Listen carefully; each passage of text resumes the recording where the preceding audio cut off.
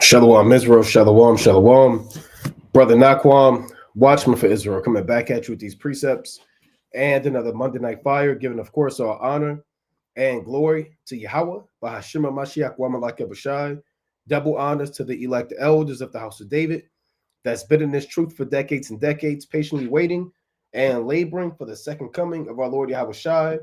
A hearty, mighty shalom to all of the mighty men of the Most High God who are out there on the highways and byways, pushing this truth, magnifying the ministry, presenting their bodies as a living sacrifice, and enduring all things for the elect's sake. Shalom, shalom. Shalom to all of the men that may not be out there on the highways and byways as of yet, but they're working on it. They're getting built up in the spirit. They're praying, they're fasting, they're studying, they're being diligent, and they're abounding in the work of the Lord. Shalom, shalom. Shalom to all of the Aquaf out there, the sincere sisters that are out there zealous, diligent, and on fire, moving in the spirit of our righteous foremothers. It's like a shalom to the ancient men, shalom to the children, shalom to the elect of Israel scattered abroad throughout the four corners of the earth, and shalom to everybody tuning in live to another Monday Night Fire through the spirit and power of Yahweh, Bashmi Abishai, Yvette McKellar, Brother Hing, T. Sellers, Yeshayahu, Nigel Blends, Don Israel Tamid, Abraham Kinsman, Brother Donnell, Ray Israel, right, Embria Johnson, and everybody else tuning in and that will tune in, Lord willing. I mean, it's a weighty matter we're going into tonight, right? A very serious topic. Through the spirit and power of Yahweh Bashmi Awashai. I mean, it has to be spoken on. Fornication in Israel, domestic abuse, and houses in shambles, right? Fornication in Israel, domestic abuse, and houses in shambles. Let's kick it off with the book of First Thessalonians, right? Let's kick it off because when you come into the knowledge of the Most High, the Lord commands us to maintain discipline, right? To maintain discipline over our flesh, right? To maintain discipline over our vessels. And you got a lot of adultery going on in Israel. You got a lot of fornication. We're going to break down what fornication is, right? What is adultery? What is fornication, right? You got domestic abuse going on in Israel. You got men beating up their women, right? You got women actually, believe it or not, putting their hands on men, man. You know, you got households in shambles. You got brothers that don't provide for themselves, that don't provide for their household, living off their mother, living off their grandmother, right? You got a brother living in his mother basement and his wife living in her dad basement, and you got madness, you got confusion, you got theft going on, you got wickedness, you got men and on social media platforms, on Clubhouse, Instagram, Facebook, and 1,000 inboxes freaking off, popping off, lusting off, you know, one night stands, two night stands, third husbands, fourth husbands, second wife. Am I married? I didn't know I was married. He didn't tell me. She didn't say this. All this madness going on, man. There's a lot of madness going on. So we're going to have to address this through the spirit and power of Yahweh Bashmi Awashai. Now I want to kick it off in First Thessalonians chapter 4 and verse number 3. For this is the will of the Most High, even your sanctification, that you should abstain from fornication. Now remember the apostles, John or Peter, John, and James, and the rest of the elder brethren in Acts the 15th chapter, one of the first charges that they gave the Israelite foreigners was that they need or must abstain from fornication. All right, let me get that in Acts 15. It was such a weighty matter back then because, and even now, right? You had a lot of prostitution, homosexuality in ancient Greece. Ancient Greece, ancient Rome, their culture, their lifestyle was rooted in lewdness, fornication, illicit sex, adultery, temple prostitutes, you know, and all manner of freakism. And the apostles knew about that. They were aware of how the uncircumcision conducted themselves in the Hellenized Israelites. So one of the first charges that they gave them through their council was that they had to abstain from fornication. And that remains true today, man. It's so easy to please the flesh with the click of a button on the internet. You got subliminal tweets and stuff in your algorithm that doesn't belong there. You got prostitutes, you have pornography, right? You have lewd women at your work site, you have wicked women all throughout the world, right? So there's so many ways to fall, and brothers have and sisters, you have to maintain your discipline. Now, this Acts 15 and 19. Wherefore my sentence is that we trouble not them who from among the Gentiles are turned to God. These are Israelites that lived in Asia Minor, that lived in Antioch, that lived in Corinth, that lived in Rome, that lived in these different parts of the earth. But that we write unto them that they abstain from pollutions of idols, and from fornication, and from things strangled, and from blood. So pollutions of idols as food offered unto idols and other idolatrous customs. Fornication, right? What is fornication? Let's touch on that, right? So that's why it's important to know, and really it's important to know this because if you are a fornicator, you're going to be destroyed, man. You are going to be destroyed. Now, here's the definition. The word in the Greek is porneia, right? Porneia. And we understand that's where you get the word pornography from, which is nothing but lewd fornication, right? Now, here's the definition. Illicit sexual intercourse. See, they break it down right here. You see that? Adultery, fornication, homosexuality, lesbianism, intercourse with animals, etc. All these are forms of fornication. Adultery is a form of fornication. You have adultery going on in Israel, man. You have women that are married entertaining other men and laying down with those men. You have betrothals being broken up. That's also adultery, man. If you lay down with a woman that's promised to another man, that's also adultery. You have women that are married to a brother in that camp. Then they left that camp or they got kicked out. They didn't tell anybody. And now they in this camp and they marrying brother John, brother Judah, Officer Benjamin. You have brothers committing adultery. You know? Courting and talking to this woman in hopes to lay with this woman, but knowing that she's with another man. He don't break the precepts down like me. His camp is off. You need to be with this congregation right here. Technically, y'all not really married. Brothers are crafty, man. Brothers are outright crafty. Y'all not married because look, when you go to this precept here in Tobit, or you go to this precept in Genesis, and then did this happen, and start manipulating a woman's mind who's unlearned, and she'll start questioning if she's even married or not. I've seen that plenty of times.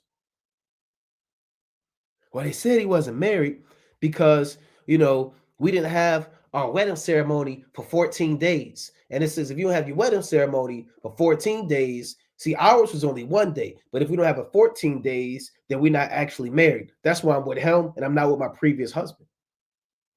So that's adultery. Nowhere in the law does it say you have to have a wedding ceremony 14 days to solidify your marriage. It's not a sin if you have a wedding ceremony. By all means, we encourage wedding ceremonies. And if you can have one 14 days, more power to you. All praises to Yahweh, Bahashim Yahushua. But does that determine your marriage? No, man.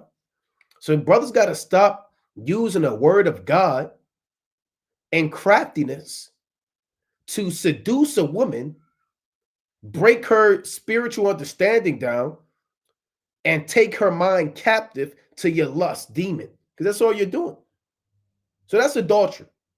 Fornication, right? Fornication is a broad word that branches off into different subcategories, right? Homosexuality, man on man, right? Lesbianism, woman on woman.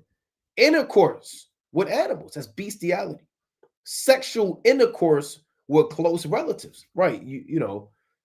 That's not something Jake normally does, but for edification's sake, yes, that's also fornication, right? Mama, look at this. Hey, dad, what are you doing? All of that confusion and wickedness, man, right? So fornication is prevalent right? And we can't have that spirit in our houses nor in the nation of Israel.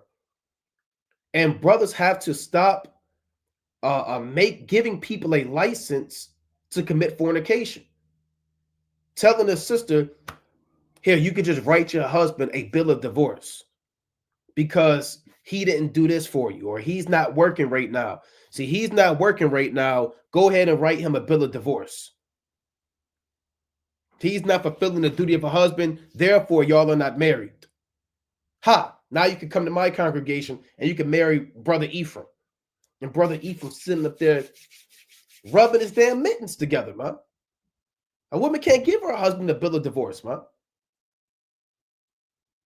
Well, he's not working it. Then you got brothers saying, I'm not sure if I'm married to this sister because, she didn't tell me that she wasn't trying to leave her house and move in with me. And it's confusion, man. Am I really married? She don't want to leave her house. She live in Texas. I live in New York. She don't want to fly out and live with me in my grandmother's basement. She says she don't want to do that. I'm writing her a bill of divorce. Let's read it again. 1 Thessalonians 4:3. For this is the will of God, even your sanctification, that ye should abstain from fornication, that every one of you should know how to possess his vessel in sanctification and honor. And also fornication is being a whore, which is a woman who lays down with multiple men. You have women that have 5 husbands from 4 different camps. You have men who just lay down with women. See, a lot of you brothers, man, you try to get with these women who have no understanding.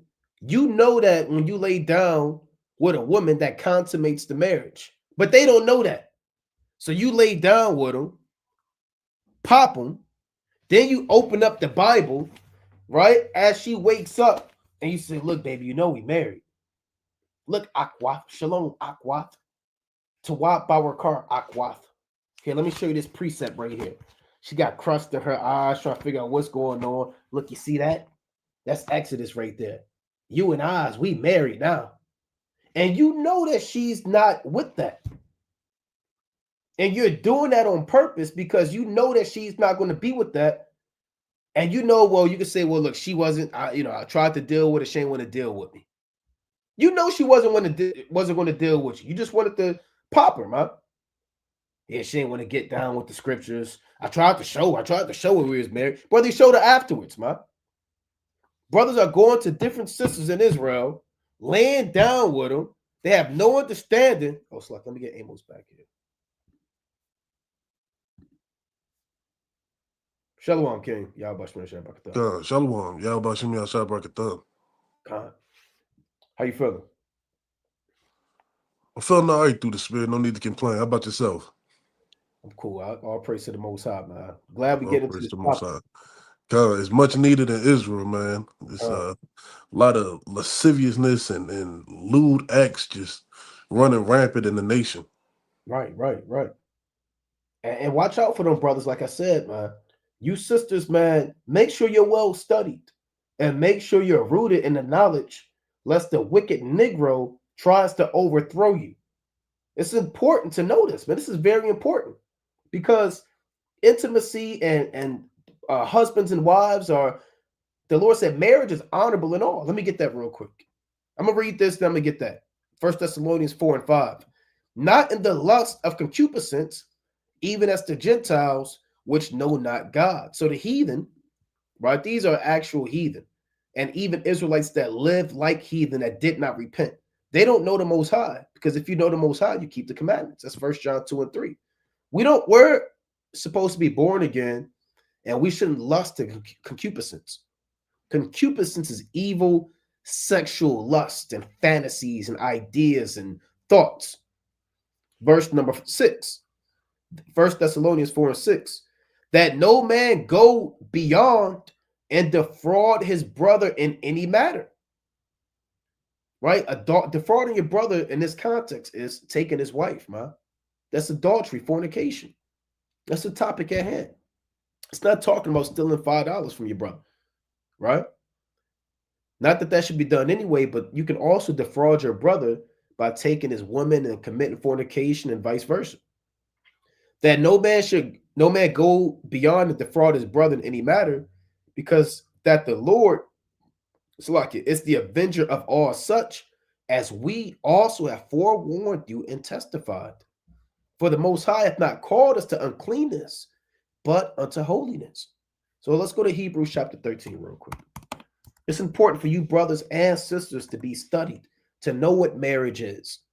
You can't wing it, to count the cost when it comes to getting married, right? To know what precepts justify marriage and what doesn't justify marriage, to know what fornication is, to watch out and report. You got to report people, man, to call people out, or their wickedness. This Hebrews chapter 13 and 4. Marriage is honorable in all, and the bed of defiled, but whoremongers and adulterers the Most High will judge. Yeah, you want an undefiled bed that's just you and your woman, man. I remember a brother said this wicked man. He said, well, I got my bed, but I got this woman and I got this woman right here, and we all three in the bed together being intimate, but it's not wicked because I make sure they don't look at each other. I make sure that one's doing just confusion. That's a defiled bed, man. Whoremongers. Brothers are in DMs, flying sisters out from Cleveland, Houston, LA, I don't know, Massachusetts, Miami, seducing them. Here, take this shot. A lot of brothers, your first time meeting a sister, y'all drinking, taking shots, man, of E&J. You have no intent of going over the scriptures. So I just want to come over. I'm flying out from Miami to Detroit, and we're gonna go over the scriptures. You're flying out from Miami to Detroit to go over the scriptures. You go over this brother's motel that he got for y'all, the hotel that he got for y'all, because he's staying in his grandmother's house, and he shows up and he has a bottle of E&J, man, and them red plastic shot cups on the hotel desk, man. Now y'all drinking, getting drunk. Now y'all are involved in a situation that y'all are going to regret. So marriage is honorable. It should be done decently and in order. And the Most High is going to judge whoremongers, men that make profit off of their women through lewd sexual lust, and adulterers. And we covered that. The Most High is going to judge them. He's going to judge them with death, strange diseases, itches, burnings, scandals, backbiting. All types of stuff can happen, man, when brothers are doing things in a lascivious manner. But you got it, King. Con. And that all stems from what's inside your mind, right? What you focus on, what you meditate on throughout the day, what you're occupied with, right? All that stuff is going to be shown in your actions. Let's get Mark chapter 7 and verse 21. Because like we say, you can hide it from man for so long, right? You can hide it from us. You could be the most righteous Israelite, right? Without sin. And in our eyes, you could be perfect, but deep down inside, you're a raging bull, looking to get your rocks off, looking to defile women in any manner that you can, right? And even men, your brother, like the brother was going into, taking brothers' wives, right? Secretly texting a man's wife. Right, before we get this, let's go to 2 Timothy chapter 3. I think I want to start at verse number 5.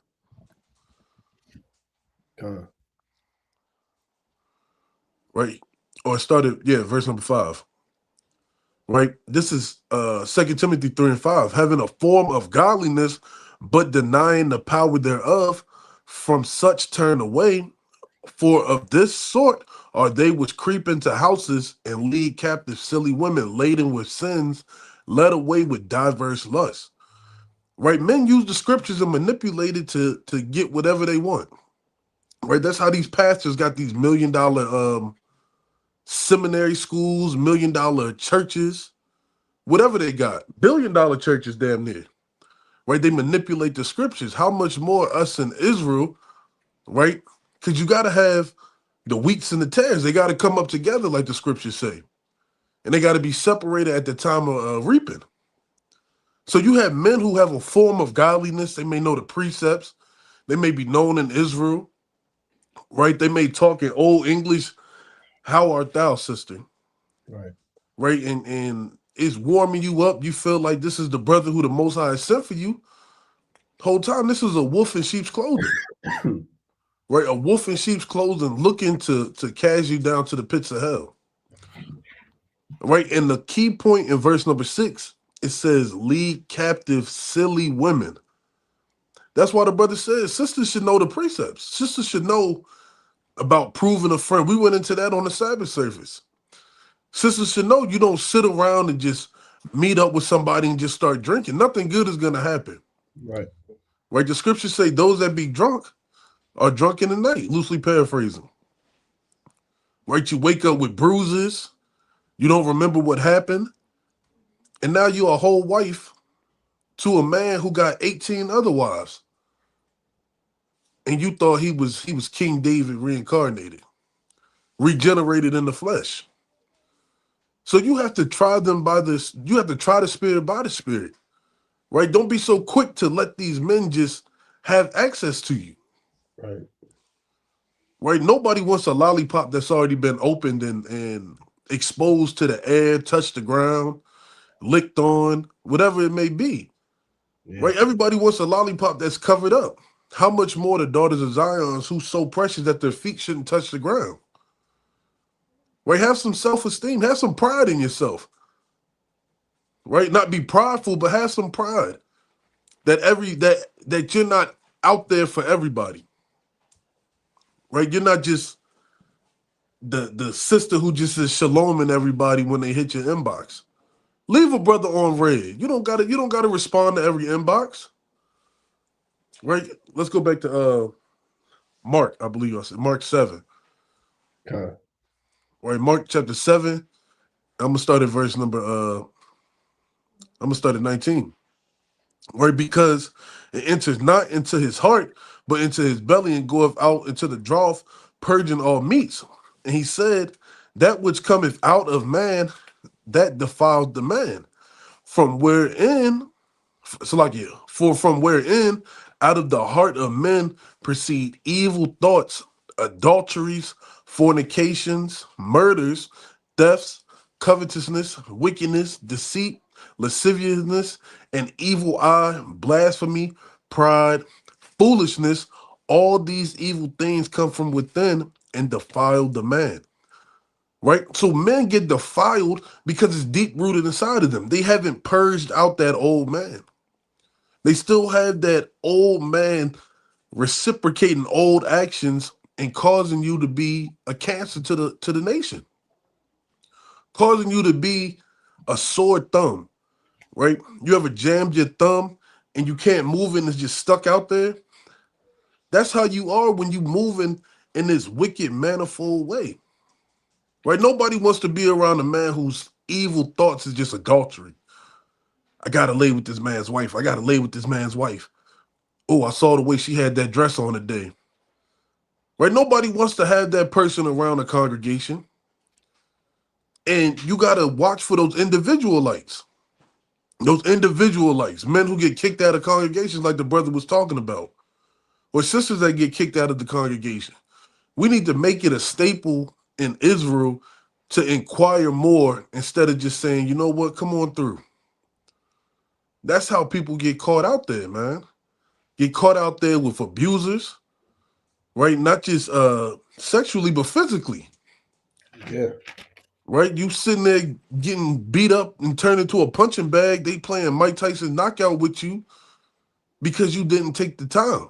You didn't take the time to say, let me take my time to get to know this man. Let me follow the proper procedures.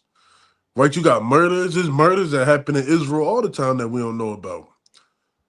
Right? Covetousness, a man not being content with what the Most High has given them. Right? Wickedness, deceit, lasciviousness, all this comes from your heart. Right? And the Most High said, the heart is deceitful above all things. It's wicked. It's wicked. right? So if you getting caught up and you don't know how to stop yourself from fornicating or adultery, you need to reach out and get help. Right? Everybody battles spirits every once in a while, but if you can constantly getting torn down by these adultery and fornication spirits, you got to reach out and get help. Right. Right? Let's go to Proverbs chapter 6, and verse 30, I believe, 31. Let me see, 32. Right? It says, but whosoever committeth adultery with a woman lacketh understanding.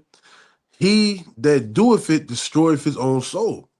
So you lack understanding of anything that's written in the scriptures from Yahweh Shem Shai if you're committing adultery. Right. Right? That's one of the first fundamental things that you understand when you come into this truth, the 10 Commandments. Right? You should be able to recite Exodus 20 all the way through, forward and backwards. And even start in the middle and go through. Right? You should know that committing adultery is a sin worthy of death. How much more in this life? Right? You don't think the Most High still has sins worthy of death that can happen to you? Right? Because it's dark and you took your fringes off, nobody's gonna see it. The clouds are too dark that the Most High definitely can't see your evil. Right? These are the things that run through people's mind. Right? And then they start coming up with excuses. Well, she might not be married. She was talking to a brother, but I don't know what happened. You know what happened. Right. You know what happened. Don't play the stupid game. You know you defiled that man's possession, and now you don't want to own up to that act. Now you don't want to own up and say, I destroyed my own soul and I lack understanding. Right? We got to get this together. Because the more we allow it, it shows that we'll allow anything. Right? My father used to tell me when I was younger, if you don't stand for something, you're going to fall for everything. How are you going to not know what to stand for? We stand for these laws, statutes, and commandments. Right? But you got it, King. Yeah, that's right, man. I want to get this because this reminded me what you went into earlier in First Samuel, the second chapter, man. So we got to get our nation in order, man. We're such a joke, man, as a nation. And when I say us as a nation, I'm saying us, so-called blacks, Hispanics, and Native Americans as a whole, totality, within and without, man. With the knowledge of the truth and without, man. Right? So we gotta set that example, man, and go back over these foundations. This is First Samuel chapter 12 and 22. Now Eli was very old and heard all that his sons did unto Israel, and how they lay with the women that assembled at the door of the tabernacle of the congregation. So this is off, man. The tabernacle is the holy place, man, where sacrifices are supposed to be done. The brazen laver, man. Right? The brazen it's like a brazen altar, the brazen laver, man. The door of the tabernacle. And they brought him to the door of the tabernacle and was laying with all these women. This is wickedness, man. These are Eli's sons. And these spirits are back on the earth, man. These were priests. They were actual priests, and they was bringing women in and having sex with the women. How unclean and wicked is that, man? So these spirits aren't new. The spirits of men having knowledge and using that knowledge to pervert the daughters of Zion with no discernment, with no understanding, and going with that program, these things are nothing new, man. The fornication has to stop, man. And you don't have to just court. You got court and approving, whatever word. I know Israel uses different words, court, prove. It don't have to just be a 3-month thing. You take your time, huh? It could be as long as Yahweh Bahashmi Shai needs it to be, regardless of what external pressures are trying to expedite that courtship. Rather, brothers in his ear, sisters in your ear, y'all in each other's ear. Hey, look, the spirit of the Most High is going to allow that to work. And brothers got to be patient, man. Right, let me get this in James. chapter 4 and 1. It reads, "From whence come wars and fightings among you? Come they not hence, even of your lust, that war in your members?" So whenever there's some external fight, you see some husband and wife fighting, or this marriage ain't working out and there's confusion, it's this going on. They're always contentious. You're always brought to counsel, charges of abuse and madness. Where does that come from, man? The Most High tell you where they come from. It says, "Come they not hence, even of your lust that war in your members." So external fights are caused by internal demons. There are demons and lust inside of individuals that they can't rebuke, that they can't control and tame. Then it festers up and it shows based off of their works, man. That's why you have marriages where there's nothing but fighting in the house. You've been knowing this brother for two weeks, and you got married because he broke down. He broke down the 7 heads and the 10 horns. This sister, sent you something in Hebrew. Said she went into some words in the Hebrew, and you're captivated. It said "Tribe of Judah," APTTMH in her bio with a line emoji, and you saw 3 of her pictures, and you said, "That's my wife. That's the one." And then y'all get together like Amnon, when he defiled in his wickedness, defiled Tamar, says he hated her, man. In 2 Samuel, the 13th chapter. A lot of brothers, you're not in love, man. You're in lust, how they say. Because once that lust go away, lust is rooted in evil. So once lust goes away, that superficial lust, the foundation is going to be seen, which is really hatred and wickedness. That's what, it happens all the time, man. It happens all the time. You have so many divorces going on in Israel because a lot of it's wars of lust, right? I'm gonna read verse 2. "Yea, lust and have not." So a lot of brothers don't have a righteous marriage, man. They don't have the spirit of Yahweh in their household because they were full of lust. "Yea, kill and desire to have and cannot obtain. Yea, fight and war, yet ye have not, because ye ask not. Yea, ask and receive not, because ye ask amiss, that ye may consume it upon your lust." And a lot of brothers may ask for a wife, man. A lot of sisters may ask for a husband, and they don't get it. Why don't you get that husband? Right? Why don't you get that wife? You're looking in the mirror crying, "How come I don't have a husband? How come I don't have a wife?" Everybody else at the feast day, at the school, at the camp, they have their children, their wives, their husbands, and I'm lonely and I don't have anybody. For sometimes, not all the times, but sometimes, brother, you don't have that, or sister, you don't have that because your spirit not right. You're asking with the wrong intentions. Your intentions are to satisfy your lust, but not to teach and build up that woman as a daughter of Zion. And sister, you don't have a husband because you're asking amiss. Your intentions aren't pure, right? You just want a husband to put it on your social media or to do whatever else you want to do, man. Now, that's not always the case. A lot of brothers don't have wives and sisters don't have husbands, for whatever the reason may be, but this is a reason because a lot of this stuff could be rooted in lust, man. Right? So let me get one more real quick in Sirach 23. Right? Let me get this in Ecclesiasticus, the 23rd chapter. "Don't be like the sons of Slaki, the sons of Eli." Right? Don't be like the sons of Eli, man. Right? "And don't ask and consume things upon your lust." Sirach chapter 23 and 16. "Two sorts of men multiply sin, and the third will bring wrath. A hot mind is as a burning fire. It will never be quenched till it be consumed. A fornicator in the body of his flesh will never cease till he hath kindled a fire." And that's how brothers are, man. Right? Because after you label one woman, that's not enough for you. Want to deal with this woman. I want to try this kind of woman. Well, I never dealt with this woman. That's a Benjamin. Okay, what about Asher? And it's the spirit that feeds the flesh. "All bread is sweet to a whoremonger. He will not leave off till he die." Yeah, whoremonger doesn't care what kind of woman you are, man. They don't care. They have no limits. I'll just leave it at that. They have no limitations.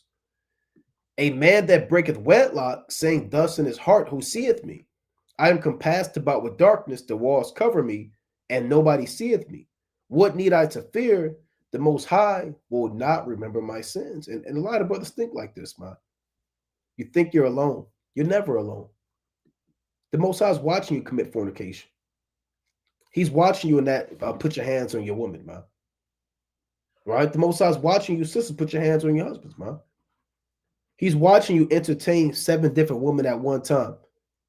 And you tell them all we're going to be married. And you woman entertaining, juggling 4 husbands. The Most High sees that. Here's the point, and you got it, King. Verse 19. Such a man only feareth the eyes of men, and knoweth not that the eyes of the Lord are 10,000 times brighter than the sun, beholding all the ways of men and considering the most secret part. So the Most High is watching you. You can't just be the brother that fears man. Well, I'm not going to commit fornication because I don't want to get kicked out the congregation. No, you don't commit fornication because the Most High can delete you out the book of life, man. You fear the Most High. The angels are always watching you regardless. You're too worried about the eyes of man, and man can't see you. The Most High sees you. It says he knew all things ere ever they were created, meaning before they were created. So also after they were perfected, he looked upon them all. This man shall be punished in the streets of the city, and where he suspecteth not, he shall be taken. See that? See that death angel is going to be there, man. Get stoned, grabbed up, charged with fornication, adultery, and put to death.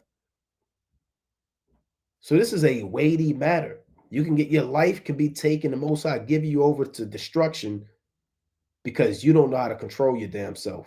But you got it, King. Con. And to land me back on the point that you were making about Absalom, right? Those type of men only fear the eyes of man, right? They only fear what man would say over top of what the Most High do to them, right? They always come with fair speech to try to win over a congregation, right?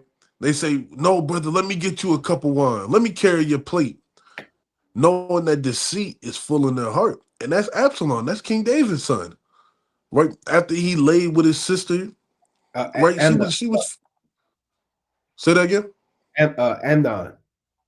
Salaki, right? But after Amnon lay with him, he slayed that man.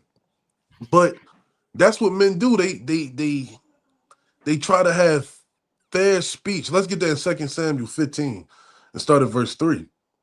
Right? They try to have fair speech to win everybody over. Right? It's never genuine. It's always forced. And you can tell when you had that discerning of spirits, you'll be able to see it. Right. Right? It says, and Absalom said unto him, see, thy matters are good and right, but there is no man deputed of the king to hear thee. Absalom said, moreover, oh, that were made judge in the land, that every man which have any suit or cause might come unto me, and I will do him justice. Right, I said he's backstage. Okay, Con. Right, these men, they only seek to be put in high places. Right, these men only seek to be able to have authority over other men. And that's the spirit that comes along with that lust demon. It's not just one. It's a plethora of demons that's engulfed in that person. Shalom, King. Shalom, Kings. Right? Verse number 4. Absalom said, moreover, oh, that I were made judge in the land, that every man which have any suit or cause might come unto me, and I would do him justice. And it was so that when any man came nigh to him to do obscenence, he put forth his hand, he took him and kissed him, and on this manner did Absalom to all Israel that came to the king for judgment. So Absalom stole the hearts of the men of Israel. So these men, they do wickedness to try to win over the hearts of those who are in high positions, so that when their error is brought to light, Right. they try to remember, this is the favor that I did for you. Brother, you don't remember those times we sat up and laughed? You don't remember I let you use my car that one day? I helped you move 2 years ago? And that's what a wicked man will do. A wicked man will heap up good treasures and try to abate and put to the side the wickedness that he does, so that you only remember the good. Right? That gift destroyeth the heart. So you got to be mindful of certain men, because we're all joined unto the Lord. Right? We're all joined unto the Lord. So if you're joined unto the Lord, are you taking a harlot to be part of the Lord's body? Are you taking a prostitute to be part of the Lord's inheritance? Right? God forbid. Right? Let's go to 2 Corinthians chapter 6 and start at 15. And men, you got to start thinking about that. Right? 1 Corinthians, Salakia. 1 Corinthians 6 and 15. Con. And it says, know ye not that your bodies are the members of Hamashiach? Shall I take the members of Hamashiach and make them members of an harlot? God forbid. What know ye not, that he which is joined to a harlot is one body? For two, saith he, shall be one flesh. So if you taking this time to, the Lord said it's a shame to look upon a whore. So if you taking this time examining these harlots, right? Not saying that all women are harlots, but you got to call a spade a spade. Right? You're putting your body in a tough predicament. Right? There's STDs out there. Where I just seen something that said that HIV, STDs are the highest they've ever been among so-called minorities. Right? You can hug somebody now and then get herpes. Share a cup. Right? It's such a crazy environment that we're living in, that you got to have more pride in yourself. You got to have more pride in your vessel. Right? This is the Lord's possession. But he that is joined unto the Lord is one spirit. Flee fornication.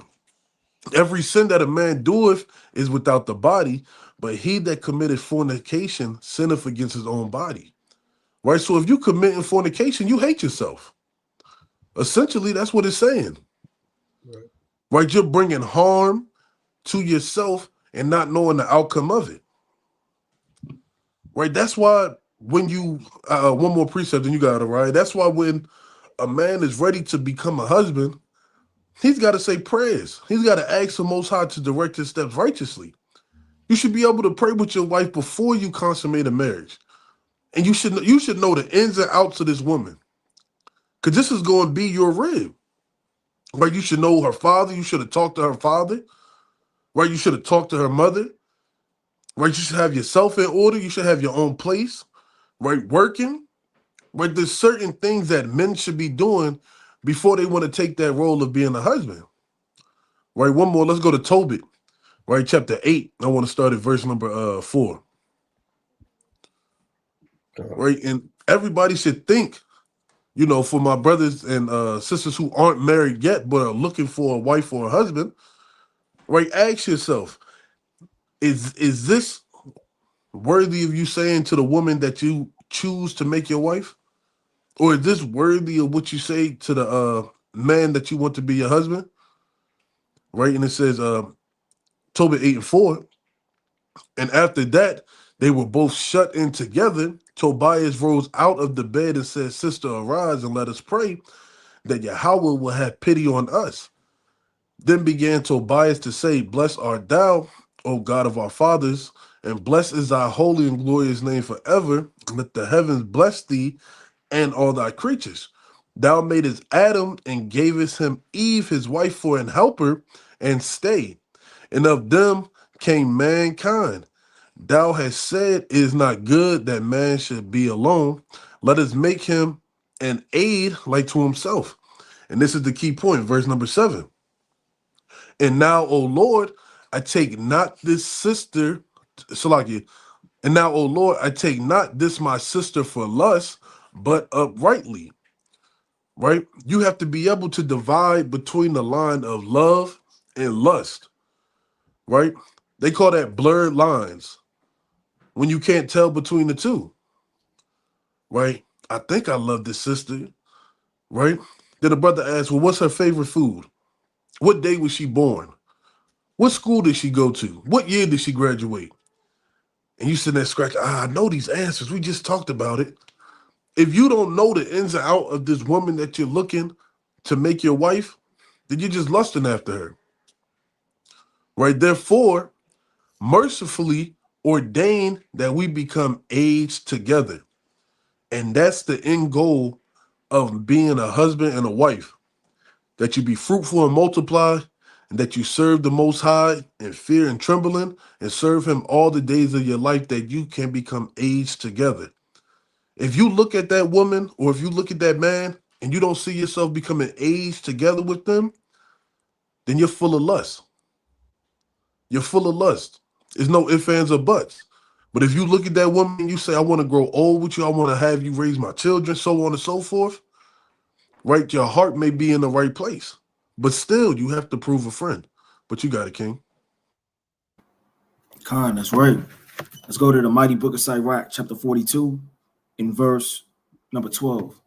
Sirach, chapter 42, and verse number 12, right? I mean, it's excellent counsel that brothers are bringing out through the spirit, and brothers got to really, really understand how serious this is, courting a woman, right? Like they say in the world, it's a lot of red flags. You see a lot of things. Don't let those things go unnoticed.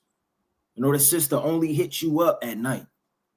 She's nowhere to be found during the daytime, but she only come out at night. It's always somebody in the background. She told you she ain't had no brothers, right? It's always whispers in the back. Oh, that's my uncle, right? Don't ignore these red flags. Don't be a fool. Don't put yourself in a situation through the gazing of lust in a spirit of wickedness to overthrow yourself and join yourself to a harlot. The Lord said, behold not everybody's beauty.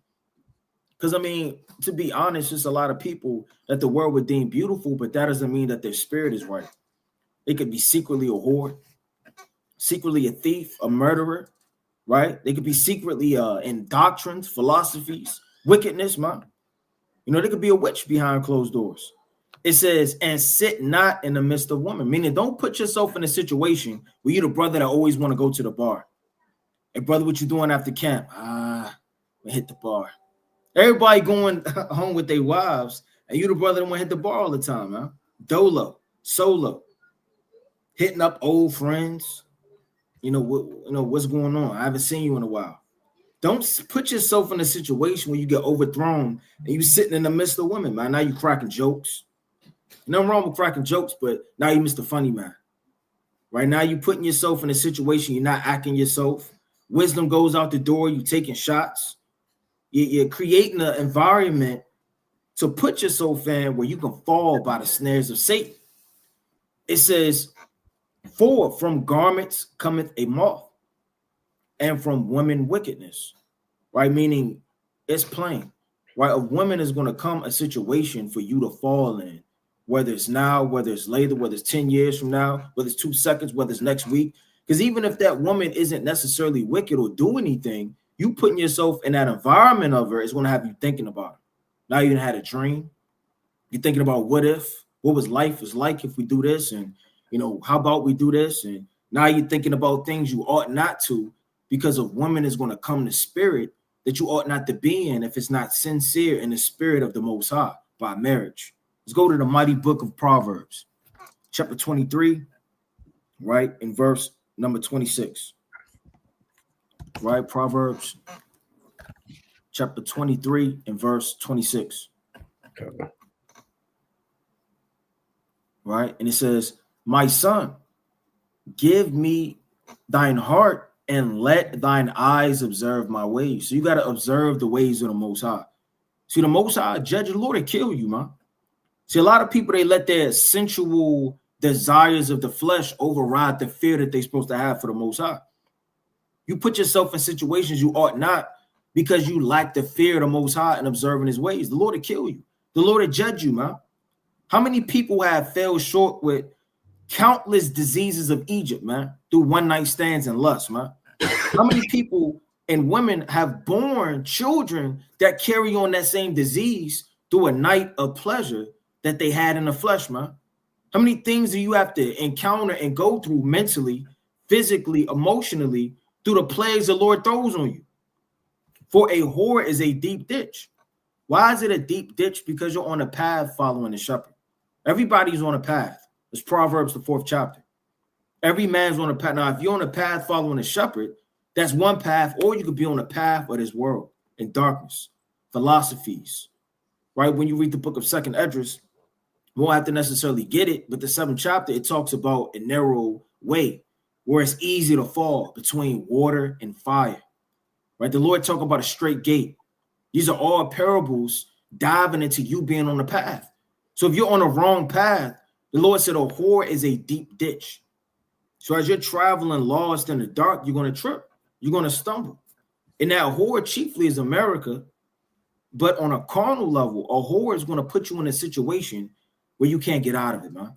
Whether that's through marriage, whether that's through an STD, whether that's staining your name. Not your name stain, man. Here you are, you've been in the truth faithful, 3 years strong, 4 years strong, 10 years strong. And now you done dabble with this whore. And now she has stained your name. She'll put you in a ditch that it's impossible to climb out of. It says, and a strange woman is a narrow pit. What makes a woman strange? First and foremost, her garments. And you got to discern that through the spirit. That's not physical.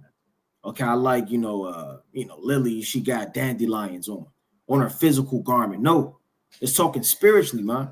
The garment the woman has in, you're supposed to read and map out her ways, the spirit she moves in, man. Her cogitations, her mentality, her softness of speech, her mentality, how she moves, how she responds in the furnace of adversity.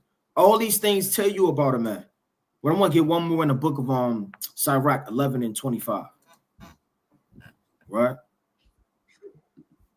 And brothers got to keep watch, man.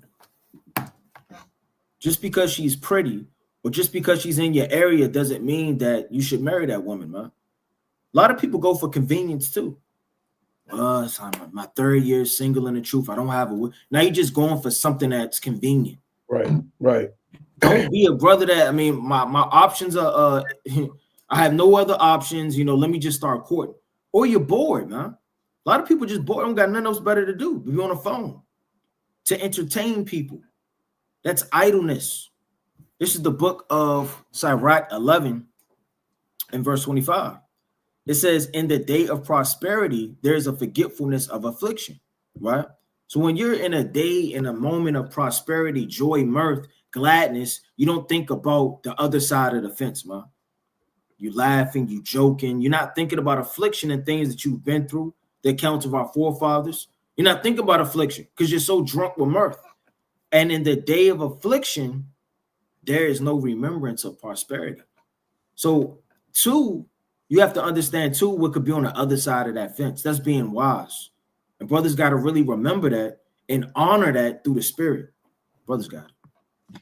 God is right, man. So this is a weighty matter, man. Fornication, domestic abuse, households in shambles.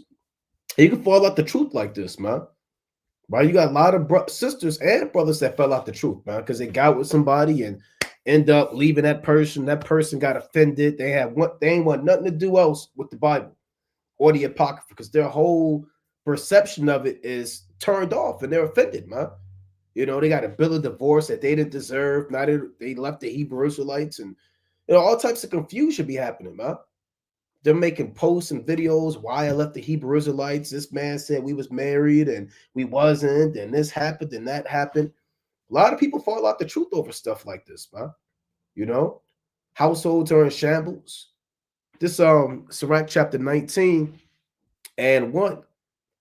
A laboring man that is given to drunkenness shall not be rich, and he that contemneth small things shall fall by little and little. Right? You spending too much money on a carnal level, wine, liquor, strong drink. You can't expect to have anything saved up.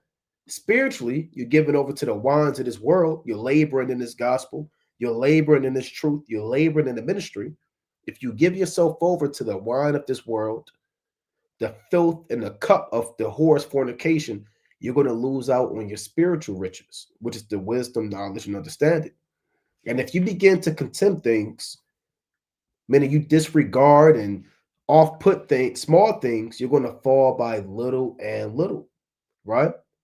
Wine and women will make men of understanding to fall away, and he that cleaveth to harlots will become impudent. Man, there's so many precepts on harlots and fornication and all these things.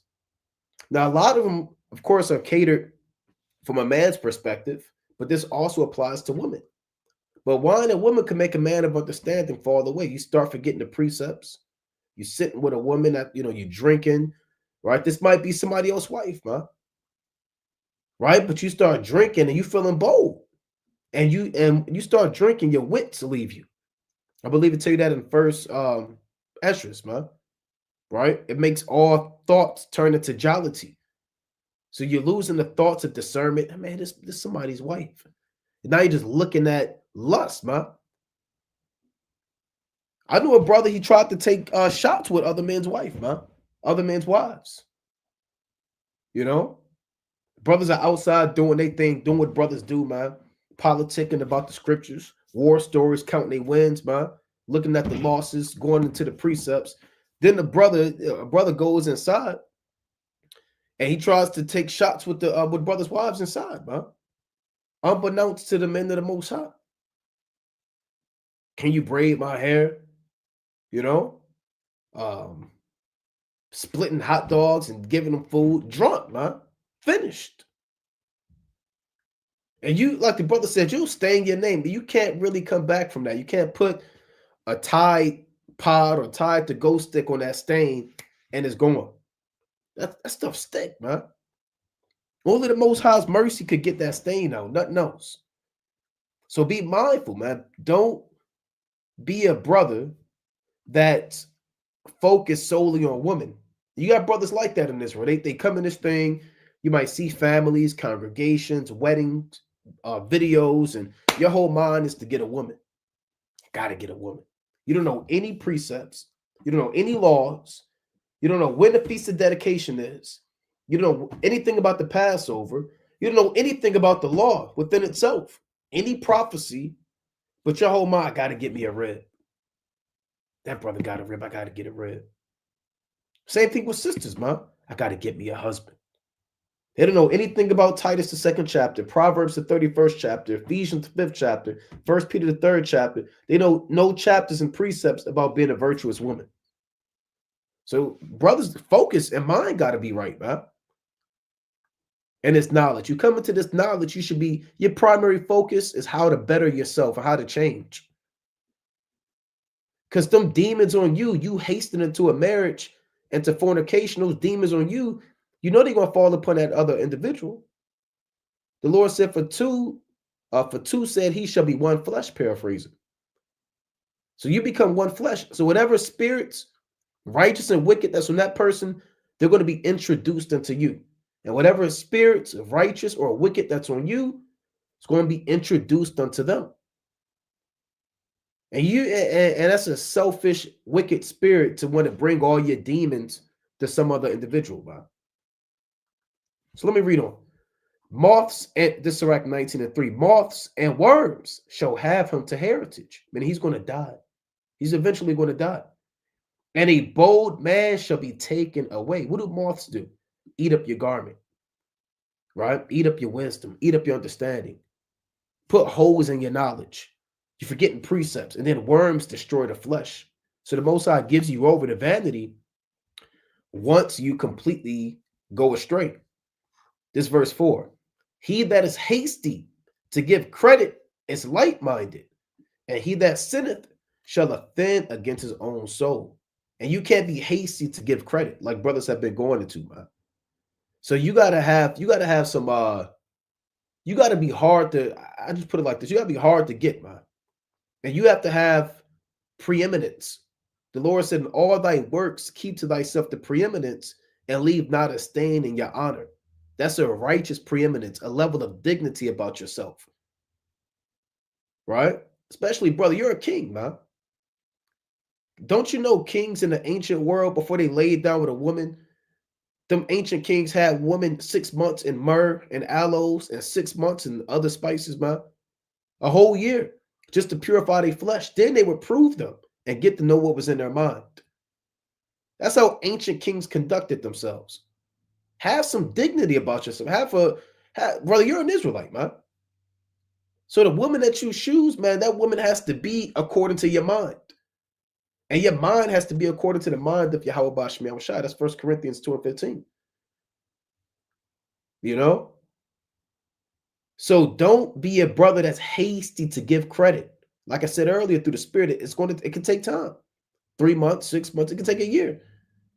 There's no precept that says how long, but that's where prayer and counsel comes from. And one more thing, get counsel too, man. Because a brother, let's say I'm courting a sister, and I go to one of these brothers, say, look, I'm courting this sister. I've been talking to her, whatever. The brothers might point out something about that sister that I might not see. Right? How come every time, at the feast day, she ducking off and getting in this red car with this guy? Right? And then I'm like, damn, I ain't never think about that. Maybe that's her dad. No, that ain't her father. Remember, you said her father lived so and so, and now you're starting to put 2 and 2 together. A brother might see something about somebody that you might not see, man. So get counsel too, man, regarding courtship. And really, you should go to their fathers, man. If their father's not around, you talk to their mother, man. Right? If they don't have anybody, you got the head of the congregations you should be talking to. The leadership of those congregations. Right? So all these things have to be done decently and in order. And I'm going to get one more quick precept, and brothers got it. Right? I'm going to stay in Sirach, the 9th chapter. Right? But I'm going to read verse 8. Sirach chapter 9 and 8. Turn away thine eye from a beautiful woman, and look not upon another's beauty. For many have been deceived by the beauty of a woman, for herewith love is kindled as a fire. Yeah, the Lord said in Proverbs 31 and 30, if I'm not mistaken, favor is deceitful and beauty is vain. But a woman that feareth the Lord, she shall be praised. Many people get deceived by the beauty of a woman, get overthrown, people get set up. People get taken to hotels in the world. The woman act like she getting robbed when somebody break in the door. That's her other husband, man. 2 of her baby fathers are setting you up in a hotel, taking all your money, man, and beating you half to death. You got women spiking people drinks, man, patting their pockets. And you had the woman in, not to be long-winded, Tupac got a song. He had a song called How to Be he said, I'd rather be an Nigga, man. Now, one of the women on them songs, I can't remember her name. I'm not going to say what she said pretty much, but she said, I'm patting your pockets while I'm kissing on you, man. She said that in the song. So you dealing with some whore, she pickpocketing you, taking stuff from you, man. So you got to be mindful of these different spirits. Be mindful of these spirits. And last one, sit not at all with another man's wife, nor sit down with her in thine arms, and spend not thy money with her at the wine, lest thine heart incline unto her, and so through thy desire thou fall into destruction. And this is plain, man. Have some love for your brother. Even if his wife kind of, hey, look, let that brother know, hey, look, your woman's going off, man. That's not y'all little secret. Y'all little eye contact, y'all little joke, y'all little inside thing. Whenever she go to the table to get a water, she bat her eyes, you get up and you get a water. Hey, let that brother know, man. Right? So don't be sitting with another man's wife either, man. Salaki, real quick, I sent brother something. Okay. I'm gonna pull that up real quick. It was going with your point whenever you finish. Yep. So, and don't be spending money with another. Look, man, let a brother find out you spent money on his woman. Oh, it was just a gift. I was just thinking about her. Hey, she was on my mind. I was driving. I was thinking about your woman when I was driving to work. I'm like, well, maybe his woman, she looked good in red. So I bought her some ruby earrings because that'll go with her last outfit she had. Not the one at the last new moon, but the new moon before that.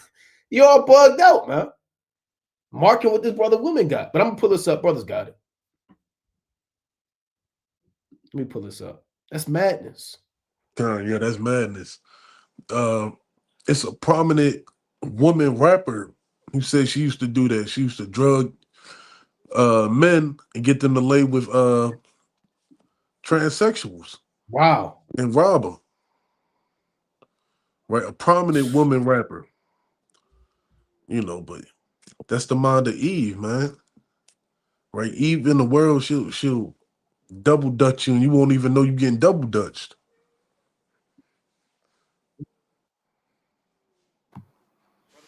Yeah, that's madness. It happens all the time, you know. And I sent the clip. These two sisters, they got sentenced to 10 years because they go on sprees, getting men drunk at bars, hotels, you know, gambling places, and they act as if they're going to go back up to the room. They get them drunk and they rob them. Now, how many times can evil women get away with that, man? All the woman got to say is, "I'm lost," right? And hold their hands like this. Man, Right. invite them in their car. They'll drive them home. I need gas money. Don't be a fool, man. Anytime a woman make her voice as soft as it could get, a brother just ready to open up his wallet. The higher her voice gets, the more his wallet starts to open.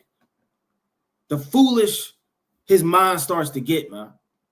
The more ignorant the brother moves, is how delicate she acts. You got to mark that, brother, man. And if that's you, you got to examine yourself. But you got it, King, if you want to play the clip. I'm gonna play this. This is fair use.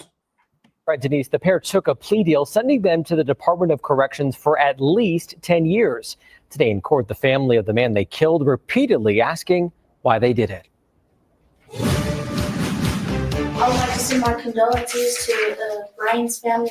21-year-old Erica Covington apologizes for killing a man inside a Caesars Palace hotel room before a judge sentences her to prison. I deeply, genuinely apologize for the grief and the pain that has been brought upon you guys' family. She and 22-year-old Ariana Taylor killed and robbed 25-year-old Brian Altamirano Solano in May 2023. This video, the 8 News Now investigators obtained.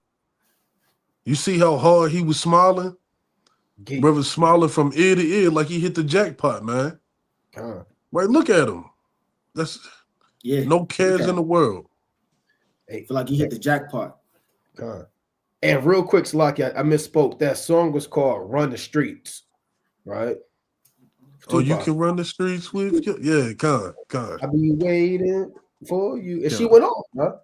Right? And Storm, her name was Storm, right? She got some off nasty lyrics, man. She said, Salaki, I'm gonna play the video, but she said, oh boy. So Salaki, put the kids away. Okay, I'm not gonna read that because that's off. She said, by them shady ass niggas swearing he could save me. My strategy's official, checking your pockets while I tongue kiss you, man. Right? So she's off, man. Right? But I just want to say that. And shortly afterward shows the trio walking hand in hand minutes before the murder. No le bastó con robarle sus pertenencias. Altamirano Solano's father speaking with the help of an interpreter. It wasn't enough just taking his belongings, he says. They had to kill him. Altamirano Solano and the girls were in his room for about 15 minutes before one of them pulled the trigger. Police finding a cartridge casing they say matched Taylor's gun. Altamirano Solano's mother joining the hearing remotely from out of the country. The pain that I felt was so deep, she says. I felt like I just lost my life. I had so many questions. Why? Why my son? Police work to find the women included comparing these Instagram videos to surveillance from several street. At Instagram, he had the song, he fell in love or with Instagram, something like that.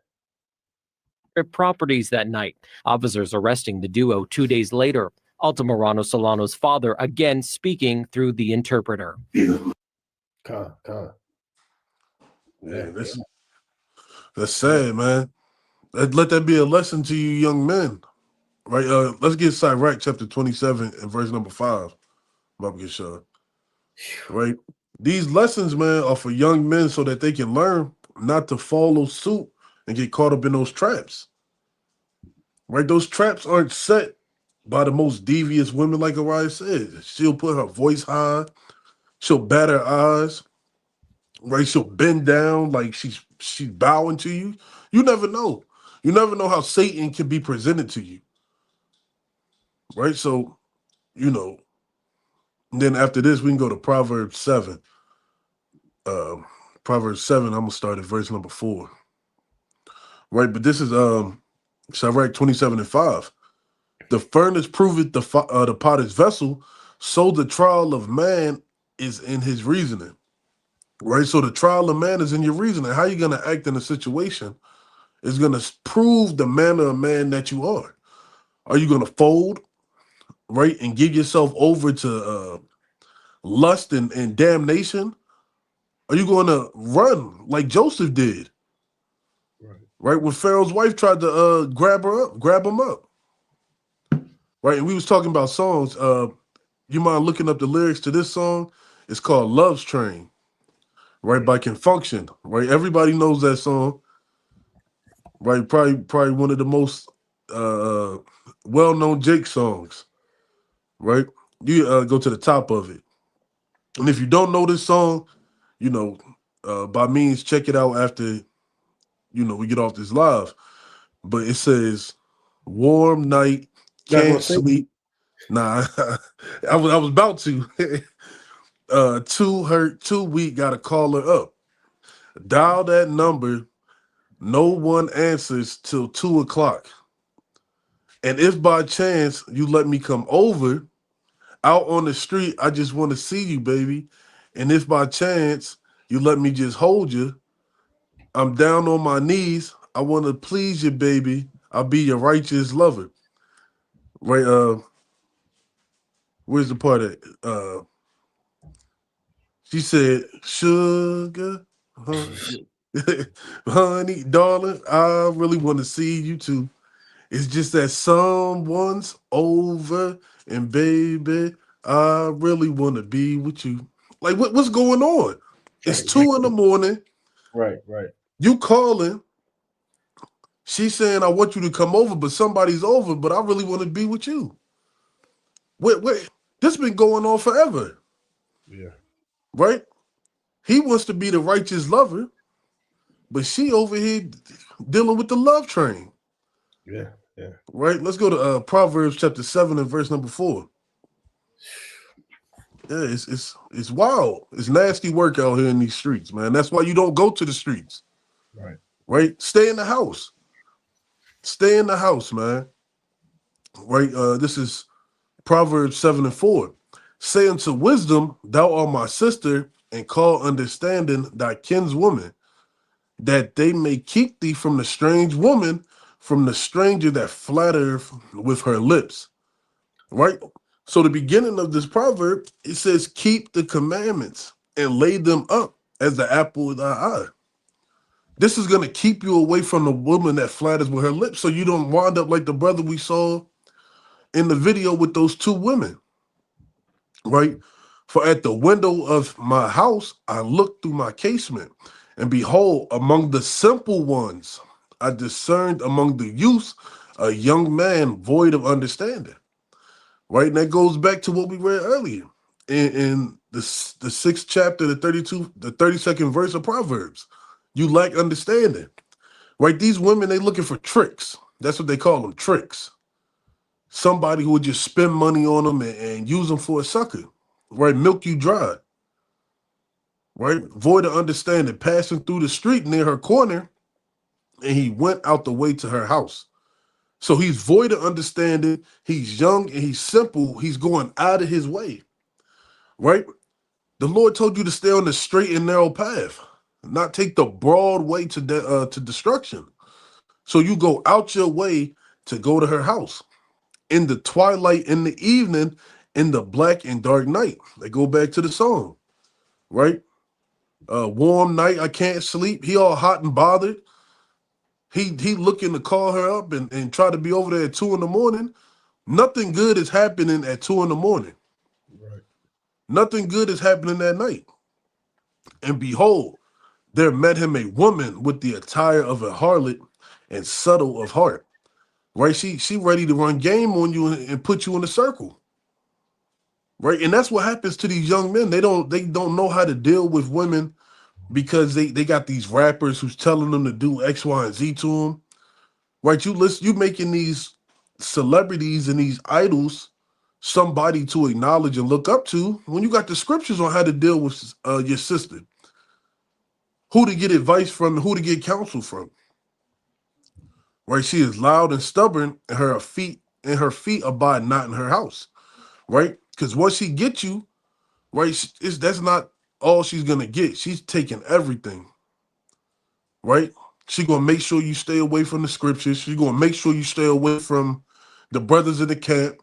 She's gonna make sure you're not watching the videos. She's gonna make sure you turn back to the old man. And we know plenty of brothers who got married and fell away from the camp. Right. Thousands of brothers. Right? And now is she without, now in the streets and live and wait at every corner. Right? So Satan is walking around like a lion, looking whom he can devour. Looking for that simple youth. Right? Who she can pull down to the pits of hell. Right? It's more on that, but you got it, King. You sure? Kind of. No, it's all good. Oh, well, let me get get in there. Con. I'm gonna get 13. I'm gonna jump to 18. It says, so she caught him and kissed him, and with the imputed face said unto him, I had peace offerings with me. This day I had paid my vows. Right? She says all the right things. Right? She might move past you. You might smell some perfume. Hair might touch your face. Right? You get butterflies in your stomach. Right? Then start turning moist, man. Then man up. Right? I'm gonna jump to 18. Right? It says, come, let us take our fill of love until the morning. Let us solace ourselves with love. For the good man is not at home. He is gone on a long journey. Right? And that's the thing. If you're not following these law, statutes, and commandments, remember the dark parables, the wise saying, the proverbs, you remember in Sirach, you're going to follow this woman home. Right? You're going to go home with her, and you're going to forget everything that you've read, been taught, and it's going to go out the window to the point where there's no turning back. Right? And then the man will come and he'll slay you, put a dart in your side. And now people come to visit you at your wake because you didn't keep your vessel in subjection. But you got it, King. Con, that's right. That's right.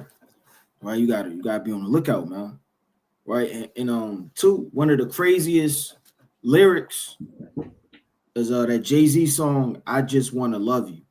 It's probably the craziest lyrics, and we're not going to read them all, just a little bit of it. I mean, it says, right, give me that funk. Right.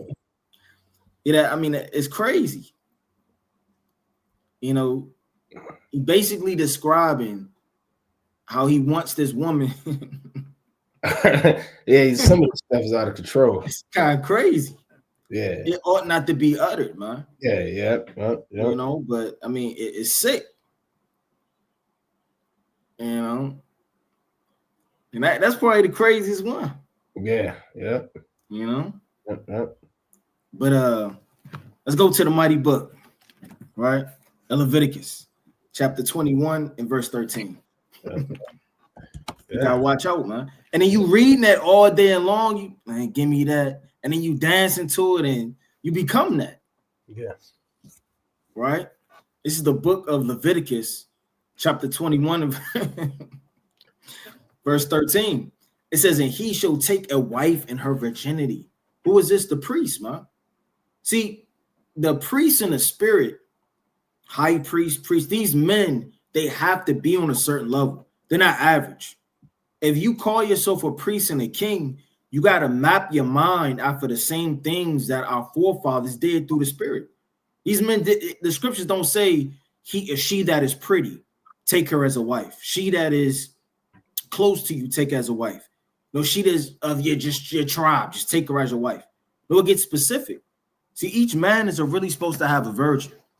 Now, in this life that we living in, with us all being lost and in darkness before we found the light, a lot of women didn't keep themselves, through the spirit of the prince of the darkness of the air, through following social media, music, lust, just being lost. And a lot of brothers the same way. But we have to get back to this ancient mentality of what the Lord said we ought to move in. And he shall take a wife in her virginity, a widow or a divorced woman or profane. You got profane women, man, right? Their body is profane. Their verbiage is profane. Their spirit is profane. Everything is profane about this woman. You just don't take no heed to it, man. You're the brother that's just drunk off of love, man. Don't be Pepe Le Pew.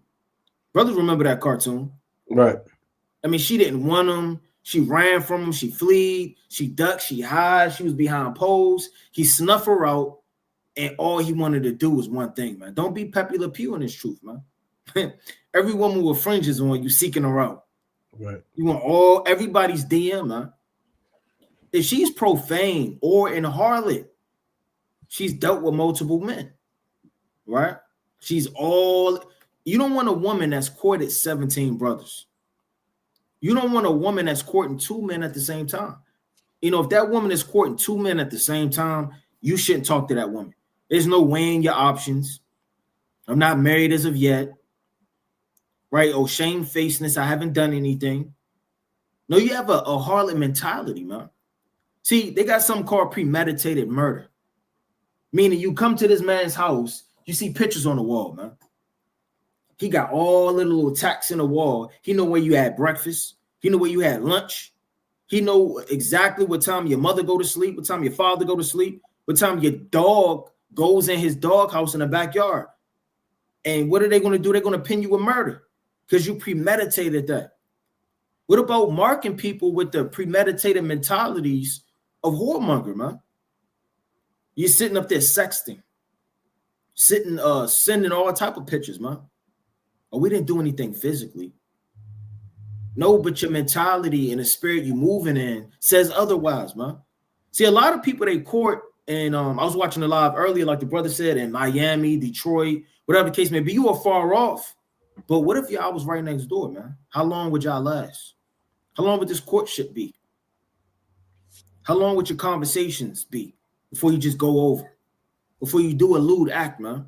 You have to have restraint. It says on harlot, these shall he not take. That's a commandment. But, right? Go up a little bit more, King. Yeah. But he shall take a virgin of his own people to wife. Neither shall he profane his seed amongst his people, for I, the Lord, do sanctify him. And that's plain, right?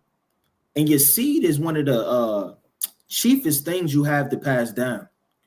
See, when you, God forbid, give up the ghost, you're not thinking about that watch, your grandfather's watch. This isn't life with Eddie Murphy, man. All you think about is your father's watch. You want to pass down the inheritance, which is your son, your son's son. You want to have something you're proud of. And any woman can raise your child. Teaching him God knows what. Now he's effeminate. Now he hates you. She's blocking him from seeing you. And all type of hell and wicked, lewd things are going on because it wasn't raised in the right spirit. Well, let me get one more. Let's go to the mighty book of Sirach, chapter 20 and verse 32. Right, Sirach, chapter 20 and verse number 32. Right, it says, necessary patience in seeking the Lord is better than he that leadeth his life without a God. So if you're patient in seeking the Lord, the Most High is not on man's time. You wake up in the morning, that's the time the Most High, will answer all of your prayers. When you go to sleep, right before you go to sleep, right, that's the time the Most High gonna answer you.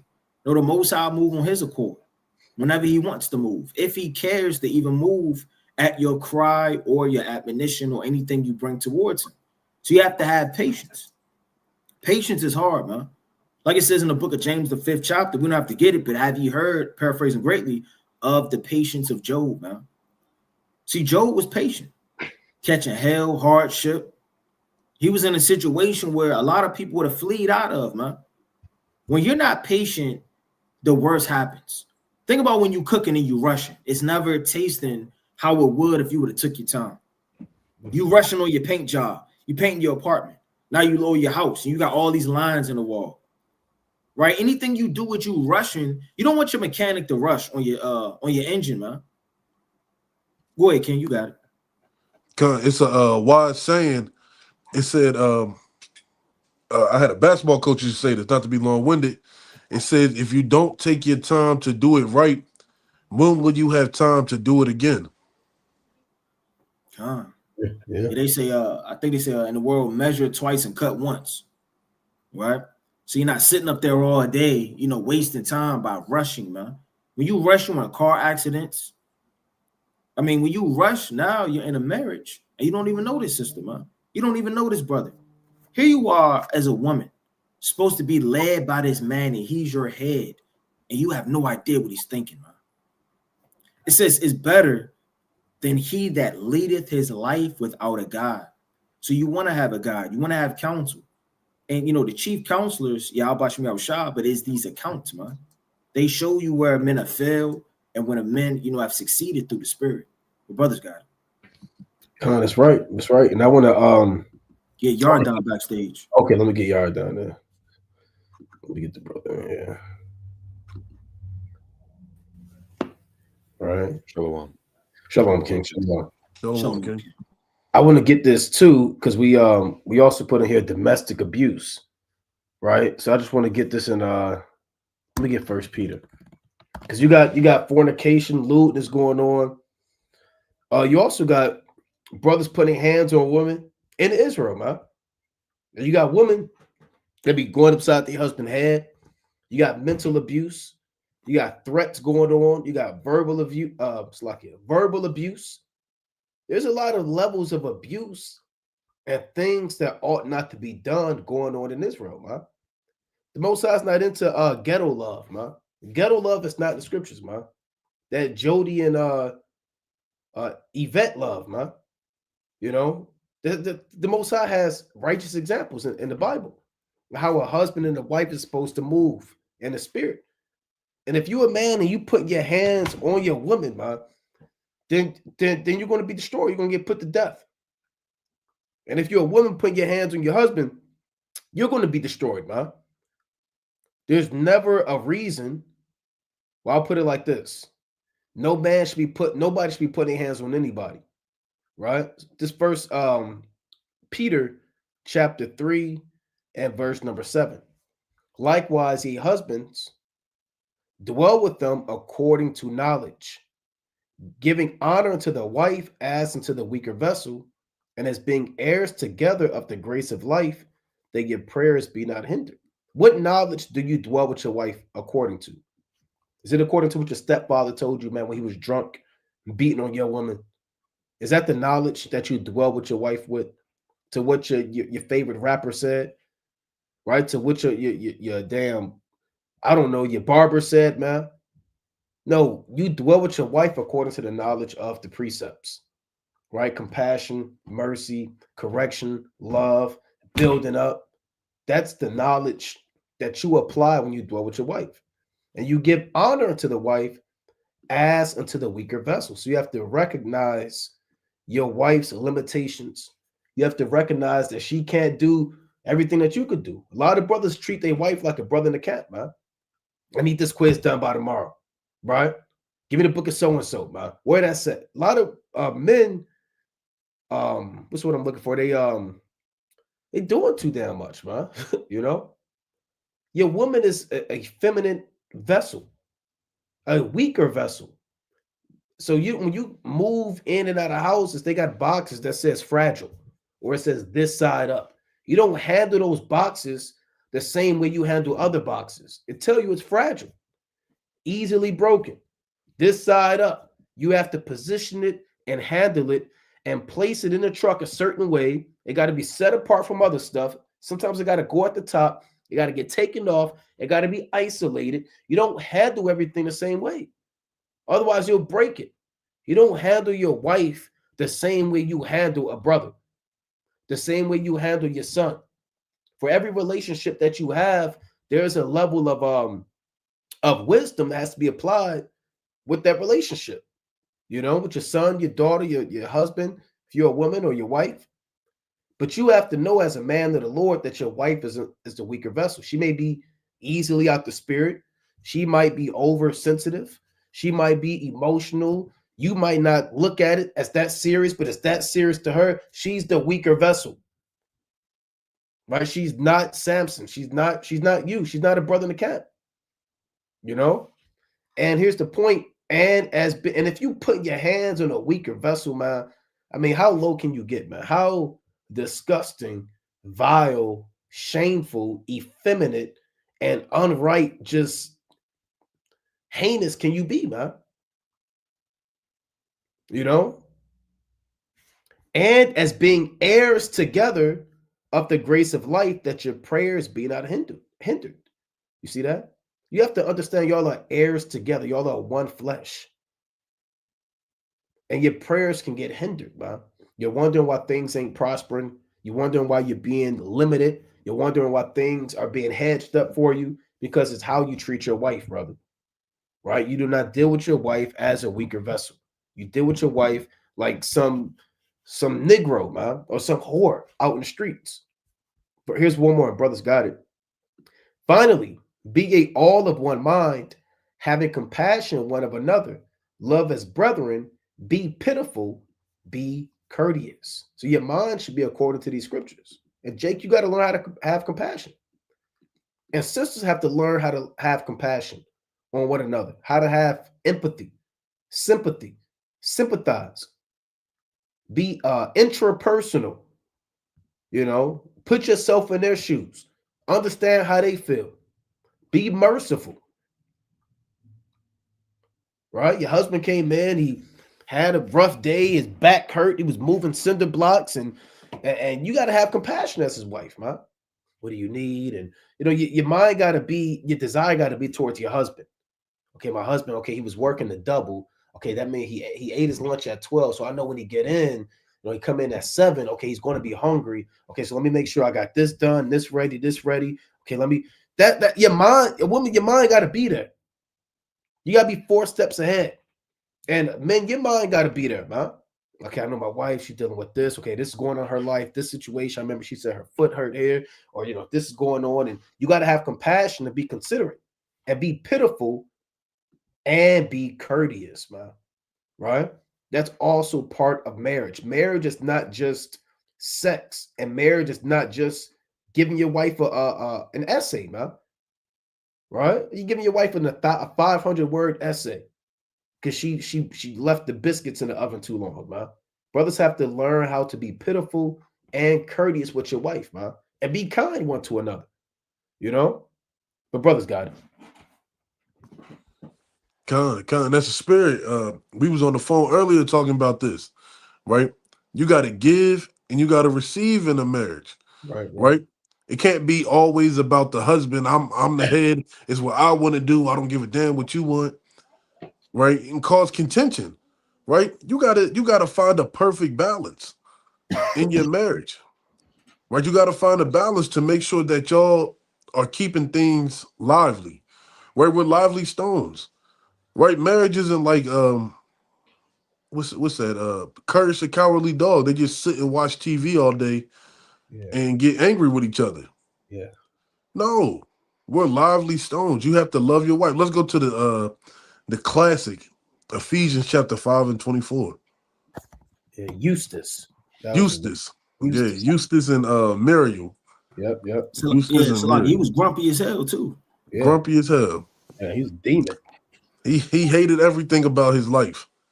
You know, you don't want to be like that. Like the Most High is giving you breath, right? He's giving you a help me. What do you have to really be upset about? Right? You could be a paraplegic.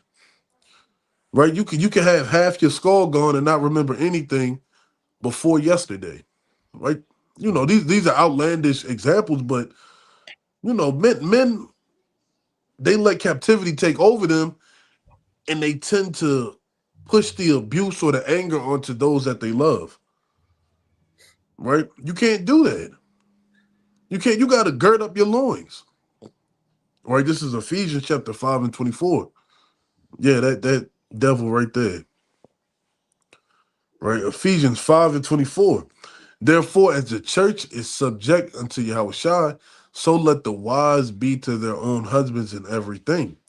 Right? And that goes into a perfect balance and order that the Most High set up. Right? Wives have to be in subjection to their husbands because husbands are set up to lead you and protect you and be that hedge. You can't be combative all the time. Right? And that's a lot of problem with sisters in this truth. They're very combative and always have something to say. Right? Always bucking up against your husband who got to deal with the wiles of the world, dealing with Esau being a demon to him, the nations being a demon. He got cut off in traffic. Somebody flicked him off. He stubbed his toe. He hit his knee at work. Now he got a limp. Now he got to come home and argue with you? No. Right? No. Right? Be in subjection. This man is set up to lead you and to be your head. Right? Give him that honor and respect he deserves. Verse 25. Husbands, love your wives, even as Yahushua also loved the church and gave himself for it. Right, brothers? Do you really love your wife enough that you will lay down your life for her? If you don't, you need to check your spirit. Right? Do you wake up in the morning and provide and bring home enough resources that your family can sustain from it? If not, you got to check your spirit. Right? That he might sanctify and cleanse it with the washing of water by the word, that he might presented himself a glorious church, not having spot or wrinkle or any such thing, but that it should be holy and without blemish. So your marriage should be holy and without blemish. A blemish is a black eye, right? A blemish is a cut, right? Keep your hands to yourself, right? If you get mad, get yourself a punching bag, beat up the punching bag, release some steam. Don't put your hands on your wife, and that goes down to this point. So ought men to love their wives as their own bodies. He that loveth his wife loveth himself. Right? You're supposed to love your wife as your own body. Right? You're not gonna put your arm in the oven and let your arm roast for 2 hours, or you're gonna keep slamming your foot in the door. No. You're gonna take care of your body. You're gonna ice it when it needs to be iced. You might have to take some leave because you got knee pain or something. It's the same way you should love your wife. For no man ever yet hated his own flesh, but nourisheth and cherisheth it, even as the Lord the church. So you're supposed to nourish and cherish your wife, right? You're the reason that the Most High created her to be your possession. In retrospect, from the foundation of the world, the Most High created that specific spirit to call you Lord. And out of all things you do, you want to treat the daughter of Zion as garbage? Right, one more point before I pass it. That woman is a possession of Yahweh Bashem Yahushua before she's your wife. Who the hell are you to put your hands or tear down and treat like garbage a possession of the Most High's? Right, that's a reprobate mind frame. It's a reprobate mind to think that you can put your hands on your wife, beat her up, call her out her name, treat her like garbage, and think you're getting into the kingdom of heaven. Right, but you got it, King. Yeah, that's crazy. God forbid, my brothers are doing that. And the brothers have done that, in the past. Repent.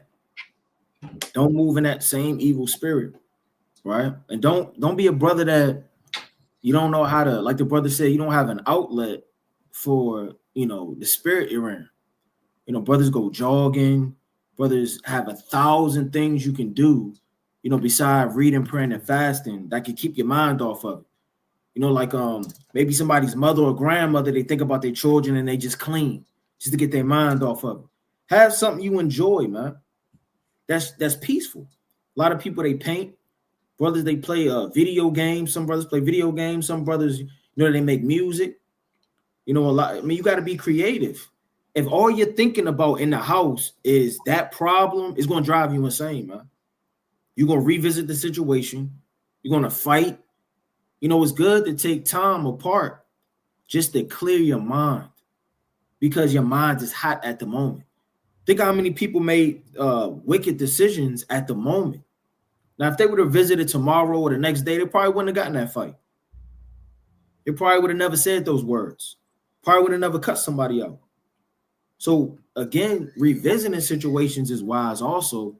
And having outlets of relaxation, you know, is also good as well. Let's go to the mighty book of Sirach, chapter 35. And I'm going to start at verse number 14. Right, Sirach. We can start at 13. Right? Chapter 35 and verse number 14. Start at 13. He will not accept any persons against a poor man, but will hear the prayer of the oppressed. So the Most High, he hears the prayer of the oppressed. Who's oppressed? Anybody could be oppressed, man. Your children can be oppressed. Your wife can be oppressed. Women, you can oppress your husband. The Most High is going to hear that prayer of you unjustly getting oppressed. Why does it say oppressed? It doesn't say hear the prayer of the one that gets vengeance. Hear the prayer of the man that claps back. Hear the prayer of the man that loses it, that crashes out. It don't say that. See, when you take it on the chin and endure with patience and humility, then the Most High regards that. See, you can't overthrow and beat down the poor man. Then the poor man maintains his integrity and he pray and think that the Heavenly Father is not going to hear that. That's Sirach, the 4th chapter. It says, he will not despise the supplication of the fatherless. Who are these people? This is a category of people that really don't have no hope. They don't have no help. How many sisters is in a household where they don't have no help, man? They don't have no father they could call. Their uncle, you understand, has passed away, he's incarcerated, or they don't even have an uncle. Their father's deceased or on drugs. They're not in the congregation. How many sisters are crying out in their households for help, man? And they don't got nobody to call. They really have nobody to lean on to for counsel and help. But guess who can they lean on to? They can lean on to the Most High. It says, doeth not the tears run down the widow's cheek. Again, the widow, they don't really have anybody to help. You know, they're by themselves a lot of the times. A lot of people have families. It's only so much you can do for a widow. You can stay on the phone with her for about an hour or two. You can go visit her. But at the end of the day, people got their own children. They got their own lives. They got their own husbands. They have their own cares and responsibilities and spirits they have to fight. So the widow's tears, they're not just going unnoticed. The woman that's getting beat, their tears don't just go unnoticed, man. People that are afflicted, their tears don't just go unnoticed. It say in the book of Psalms, are not thy tears in thy bottle, man. Paraphrasing greatly. So the Most High has a book in the spirit of your agony, your cries, your moans, your groans, your things that you are oppressed in, and the very tears you cry out, man. They're kept not literally, but spiritually in a bottle, man. To remember those things, you know. And it says in a bottle because when you cry, a drop don't really make that much. But if you were to really cry out and it filled up a bottle, the Most High is going to regard that through the spirit. Right? Come on, the water, King. It's the book of Psalms, chapter 56 and verse 8. Thou tellest my wanderings. Put thou my tears into thy bottle, man. How much you got to cry for your tears to get in a bottle? You know, you can't just read over this. It says, are they not in thy book? So the Most High has a book. Now this book, you know, is in, you know, your grandfather's closet, man, with all of the dust in it. You know, it's not somewhere to be lost or forgotten in your attic or your garage. This book is what all your accounts, all your sorrows, all your pains. And guess what, man? You didn't get vengeance in that. Guess who's going to get vengeance? The Most High. Right? We can go back to the book of Sirach, right? Chapter 35 in verse number 15. Do not thy tears run down the widow's cheeks. And is it not, Slakia, her cry against him that caused them to fall? So when you slap her out, you're causing tears to fall, man. Right? And that's one of the most evilest things you could do is beat on your woman. That's so treacherously evil. And brothers get off on that.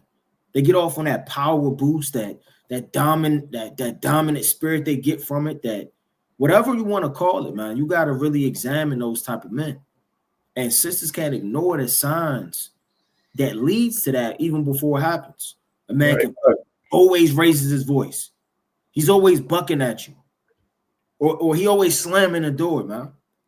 Punching a hole in the wall. You can't ignore those signs. Hey, Salakia too. Hey, the brother, he always raised his hand like he threatened. He always threatened, joke like he going, man, I'll punch you in your mouth. Yep. I'll beat your ass. You know how Jake be, but they act like they joking, but you know, I knock your damn teeth out. Keep playing with me. You know how Jake get, man. Yep. Yeah.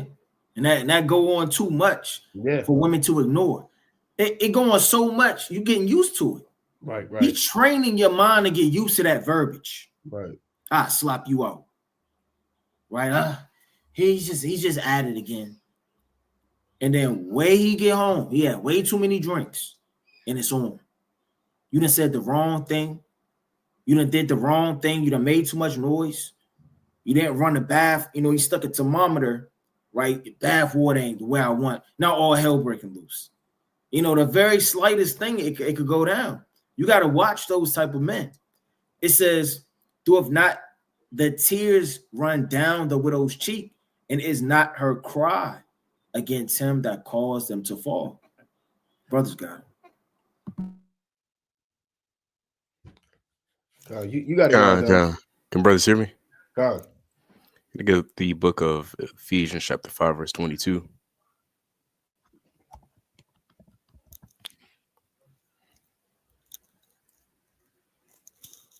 Wives, submit yourselves unto your own husbands as unto the Lord. For the husband is the head of the wife, even as Hamashiach, Yahushai, is the head of the church, and he is the savior of the body. And so to understand what it means to be a husband and or a father, our greatest example is Yahushai. Every interaction Yahushai has with Israel, and you can learn from it and apply it to your life, whether you're a husband and or a father. There's moments where he's patient. There's moments where he may have to rebuke harshly. There's moments where he may, edify you and teach you a lesson, right? While also getting on you. And so let me back that off of Sirach chapter 4, verse 10. God. When you bring somebody into your house as a husband or a father, you have to be in the spirit of Yahweh Shai. And you're in the spirit of him by reading the words and seeing his actions. That's how everybody becomes somebody, right? You become yourself, or you mold into what you are today by someone else's actions, right? For the most part. And so it reads in Sirach chapter 4, verse 10, be as a father unto the fatherless, right? And some men's definition of a father is to just get money and that's it. Stack bread and that's all it is. That's in the movie Fences. He said, I feed you, don't you? Don't I? I don't gotta like you. And I don't see Yahushua saying that. I died for you. I don't gotta like you. So, there's many components. And so again, it reads, be as a father unto the fatherless. The fatherless has no examples. And when there are no examples, you're liable to become a wolf. You're liable to become a dog, a snake, and any other type of nasty, uncomely beast there is. And instead of a husband unto their mother, so shalt thou be as the son of the Most High. And he shall love thee more than thy mother doeth. Right? So the great point is that we have to be a father unto the fatherless. And there's a lot of sisters who may not have had fathers. And so if you have a wife after your mind, obviously, don't give yourself over into a light woman, but make sure she's well examined. Can I follow this up with Sirach chapter, I believe, 27, verse 5? You want to make sure somebody's obviously in the right spirit as well. Not to say people can't repent, but, your mind shouldn't be after a woman that just puts up her fist in the middle of a confrontation. I believe a brother brought this out earlier. The furnace proveth the potter's vessel. So the trial of a man is in his reasonings. And the fruit declareth in the tree have been dressed. So is the utterance of conceit in the heart of man. So every man can discern what type of tree they're dealing with by their fruits. And your fruits is your work. So what type of works is shown and present before you when you speak to somebody? So brothers mentioned, you raise that hand, that's fruit.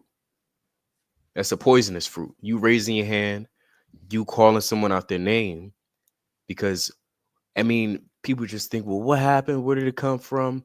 I would never think he did this. I mean, there was all the signs. And you didn't really declare the tree by its fruit. You know, before a man hits, he screams. Before he screams, he thinks. And so it all starts, you know, with a man's mind and what he says, and then he's going to follow that by what he does with his hands. So it's a lot of things that you got to be aware of. Sirach chapter 9, verse 13. So God forbid if you're placed in that situation, you know, you got to be keen, you got to be vigilant. You know, you got to remember that the Most High is watching over you as well. The Lord said he would not cast away a perfect man. You know, so God forbid, pre-eventually you may fall into that situation. You know, remember that the Most High always protects you with the angels, right? Don't enable things. Don't just accept persons against your own soul. It reads in the book of Sirach, chapter 9, verse 13, keep thee far from the man that hath power to kill. So shalt thou not doubt the fear of death. And if thou come unto him, make no fault, lest he take away thy life presently. Remember that thou goest into the midst of snares, and that thou walkest upon the battlements of the city. It's a lot of Law and Order SVU episodes like that. You had domestic violence, and it just kept justifying the wickedness, you know. And it's hard, you know, on maybe it might be hard for you, right? But you got to really remember the Most High. And so I want to get just two more precepts. Going to get the book of James chapter 2, verse 14. Oh, shoot. It reads this: what doth it profit, my brethren, though a man say he hath faith and not have works? Can faith save him? If a brother or sister be naked and destitute of daily food, and once of you saith unto him, depart in peace, be ye warmed and filled, notwithstanding, ye give them not those things which are needful to the body. Don't be that man, and don't be that woman that's not giving things needful for the body. You know, you think you're doing good and well, but in reality, you just being corrupt and sour in your heart and your spirit by your works. You know, just one more in Sirach. It's like your Luke chapter 10, verse 44. 40. Let's start with verse 40. Let's start at 39.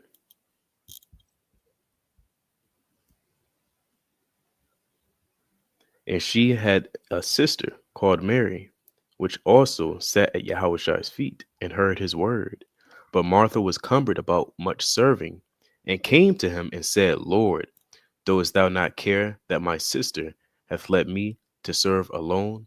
Bid her therefore that she help me. So Martha was worried, she was overwhelmed. And now Yahushua, you know, he's an example, as I mentioned before, of a righteous man. And we can see, you know, characteristics of a husband in him by the way he treated the church.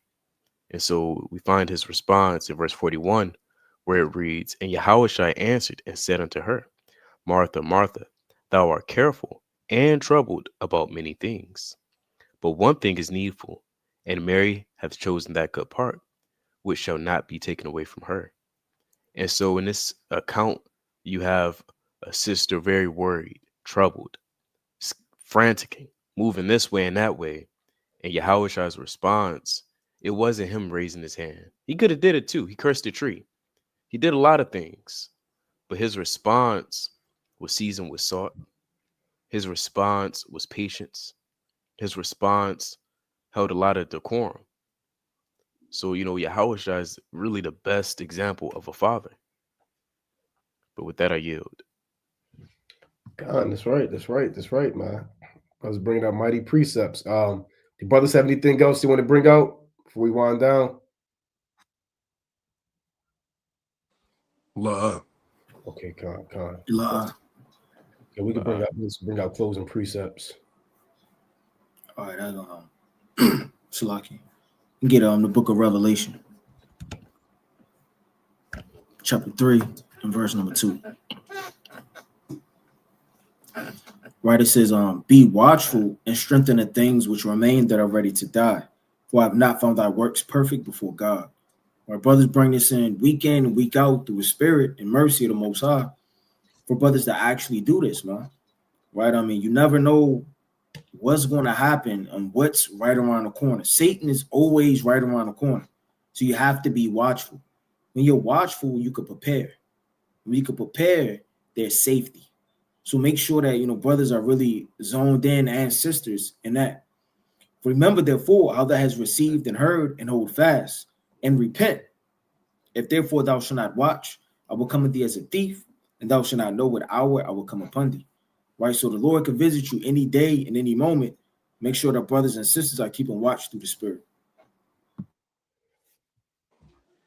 Come, let's go to Second Edges 16 and start at verse 74. Right, Most High willing, this was edifying for everybody. If you're battling any of these things, reach out and get help. Right, hit the email. Right, confess your faults. Right, ask brothers to pray for you. Right, we don't mind helping out at all. That's our lot that the Most High has put us in to help out Israel with whatever we can do through the Spirit. Right, this Second Edges chapter 16 verse 74. Hear, O ye my beloved, saith the Lord. Behold, the days of trouble are at hand, but I will deliver you from the same. Be ye not afraid, neither doubt, for Yahweh is your guide, and the guide of them who keep my commandments and precepts, saith the Lord Yahweh. Let not your sins weigh you down, and let not your iniquities lift themselves up.